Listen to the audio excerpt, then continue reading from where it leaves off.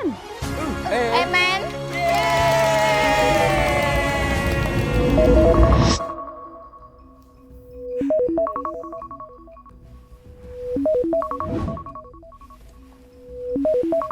អមបាត់ ថ្ងៃហ្នឹងនៅក្នុងប្រព័ន្ធអត់បានទៅបរិញ្ញាទេអញ្ចឹងអ្នកទាំងអស់គ្នាចូលធ្វើលំហាត់នៅក្នុង ABC ផង ធូរធំវិញ